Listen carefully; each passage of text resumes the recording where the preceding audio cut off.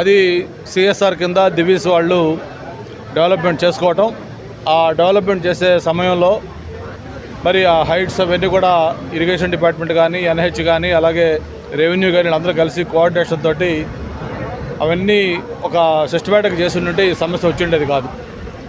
వీళ్ళు ఒకరి మీద ఒకరు బ్లేమ్ చేసుకుంటూ ఇది ఇరిగేషన్ వాళ్ళు ఒక పక్క, హైవే ఒక పక్క, మున్సిపాలిటీ ఒక పక్క, లేదా రెవెన్యూ ఒక పక్క అందరూ కూడా ఎవరి పాటికి వాళ్ళు ఉండటం వల్ల ఆ లెవెల్స్ సరిగా లేక ఇక్కడ వాటర్ స్టాగ్నేషన్ అయిపోవడం జరిగింది.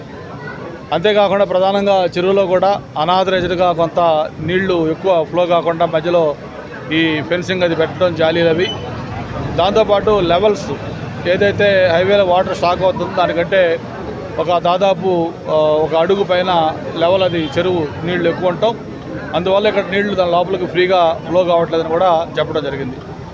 దీని మీద అందరు అధికారులతో మాట్లాడిన తర్వాత దానికి వేరియస్ ఆప్షన్స్ చెప్పడం జరుగుతూ ఉంది. ఒకటి, ఏదైతే అక్కడ అవుట్ఫ్లోకి సంబంధించిన మెష్ ఒకటి తీయాలని చెప్పారు, అది వెంటనే చెప్పి అది తీసేయించడం జరుగుతుంది. అలాగే రెండోది, అక్కడ కొంత హైట్ తగ్గిస్తే అప్పుడు ఇక్కడి నుంచి వాటర్ ఫ్రీగా ఫ్లో అవుతుందని చెప్పని ఒక ఆప్షన్ చెప్పారు. దాంతోపాటు ఇంకొక ఆప్షన్ కూడా ఏంటంటే, ఏదైతే ఇన్ఫ్లో ఉందో చెరువులోకి, ఆ ఇన్ఫ్లో వచ్చే వాటికి సంబంధించి ఎక్కడెక్కడి నుంచి వస్తాయి దాన్ని అక్కడే డైవర్ట్ చేస్తే చెరువులోకి వాటర్ తగ్గితే ఆటోమేటిక్గా కొంత ఇక్కడ స్టాగ్నేషన్ కాదని ఒక ఆప్షన్ చెప్పారు. వీటితో పాటు ప్రధానంగా అక్కడ లెవెల్ తగ్గిస్తే ఆ అవుట్ఫ్లో ఎక్కువ అయ్యి ఏదైతే పొలాల్లోకి రైతులు వ్యవసాయం చేసుకుంటారో వాళ్ళకు కొంత ఇబ్బంది అవుతుంది కాబట్టి వాళ్ళ కన్సర్న్ కూడా ఆలోచించాలని చెప్పారు. ఇవన్నీ కూడా దీంట్లో రకరకాల ఆప్షన్స్ అధికారులతో మాట్లాడాక చెప్తా ఉన్నారు.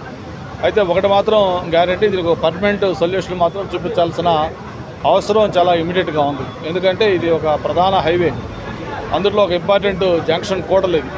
ఇటువంటి ప్రాంతంలో వర్షం పడ్డ ప్రతిసారి కూడా ఇలా ఇబ్బందులు పడటం ఎటు పరిస్థితిలో కూడా ఇది క్షమించాలని నేరం. దీనికి సొల్యూషన్ ఖచ్చితంగా చూపించాలి.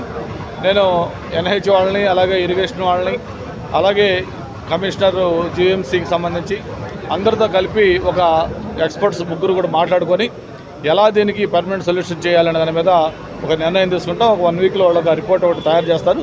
తయారు చేసినాక దాని ప్రకారం అవుట్ఫ్లో అక్కడ లెవెల్ తగ్గించడమా, లేదు ఇన్ఫ్లో వచ్చేదాన్ని డైవర్ట్ చేయటమా, లేదు ఇంకేదైనా వేరే మార్గం ఉందా, ఇవన్నీ కూడా ఒకసారి అందరితో మాట్లాడిన తర్వాత వాళ్ళు ఇచ్చే రిపోర్ట్ని బట్టి ఒక డెసిషన్ తీసుకొని ఈ సమస్యకి ఒక సొల్యూషన్ ఖచ్చితంగా చూపిస్తాం. అలాగే అక్కడ ఏదైతే సంగివలస చెరువు దివీసు చేసిన తర్వాత ఒక రకంగా మంచి బ్యూటిఫుల్గా తయారైంది అనుకున్నాం. కానీ అక్కడ స్థానికంగా ఉన్న మహిళలు కానీ, అక్కడున్న చుట్టుపక్కల ప్రజలు కానీ వాళ్ళు చెప్పే బాధలు ఎట్టా ఉంటే కొంత చాలా ఇబ్బందిగా కూడా అనిపించింది. సాయంత్రం అయిందంటే అక్కడ అసాంఘిక కార్యకలాపాలకి అది కేర్ ఆఫ్ అడ్రస్గా మారిందని చెప్తా ఉన్నారు. మన సందీప్ అలాగే రాజబాబు కూడా చెప్పారు. ఏదైతే నైటు పెట్రోలింగ్ కూడా పెంచాలని, అలాగే సీసీ కెమెరాలు, అలాగే లైటింగ్ కూడా పెట్టి ఎవరు కూడా ఎవరైనా సాయంత్రం ఓల్డేజ్ పీపుల్ లేకపోతే వాక్ చేయాలనుకున్న వాళ్ళు అటువంటి వాళ్ళు వచ్చి దాన్ని వాడుకోవాలి తప్ప ఏదో డ్రింక్ చేసేవాళ్ళు లేకపోతే వేరే ఆకతాయి పనులు చేసే వాళ్ళకి కూడా అది ఒక కేర్ ఆఫ్ దీని కింద కాకూడదు. దాన్ని కంట్రోల్ చేయాలని చెప్పి కూడా పోలీసు వాళ్ళు కూడా చెప్పడం జరిగింది. ఎట్టి పరిస్థితుల్లో కూడా అటువంటి వాటిని అలో చేయకూడదు. అలాగే చెరువులో కూడా చూసాం, చాలా అపరిశుభ్రంగా ఉంది, చెత్త చెదారం అంతా కూడా.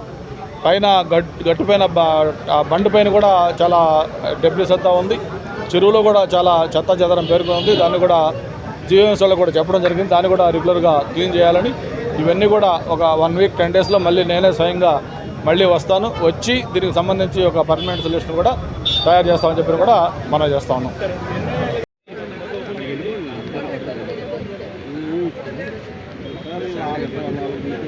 అందరికీ నమస్కారం. ఈరోజు ఏదైతే ఈ సంగివలస ఈ ప్రాంతంలో గత కొన్ని సంవత్సరాలుగా వర్షాలు పడ్డప్పుడు ఈ ప్రాంతం అంతా కూడా వాటర్ స్టాగ్నేషన్ కావటం, ఈ రోడ్డు మీద ఎవరైనా ప్రయాణించాలంటే వాహనదారులు కానీ లేకపోతే 2 వీలర్స్ కానీ అలాగే ప్రత్యేకించి పబ్లిక్ చాలా ఇబ్బంది పడుతూ ఉన్నారు. చాలాసార్లు దీని మీద స్థానిక నాయకులు వాళ్ళందరూ కూడా అధికారులతో కంప్లైంట్ చేసినప్పుడు కూడా దానికి ఏమీ సొల్యూషన్ లేని నేపథ్యంలో నిన్నటి నుంచి విశాఖలో భారీ వర్షాలు కురుస్తున్న కారణం వల్ల ఈరోజు ఉదయం ఇక్కడ హెవీగా వాటర్ స్టాక్ అయ్యాయి. ఒక్కసారి వచ్చి చూస్తే బాగుంటుందని చెప్పిన మన నాయకులు చెప్పడం, దానికి స్వయంగా మేము అందరూ రావటం దీన్ని చూడటం జరిగింది.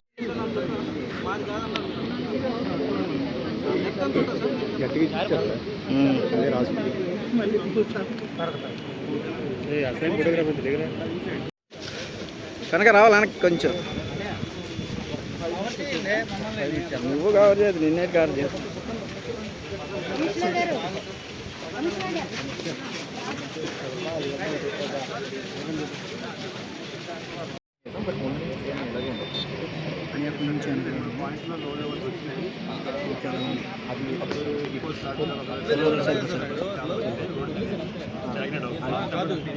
సిఎస్ఆర్ ఫోన్ నెంబర్ ఇస్తారు. సిఎస్ఆర్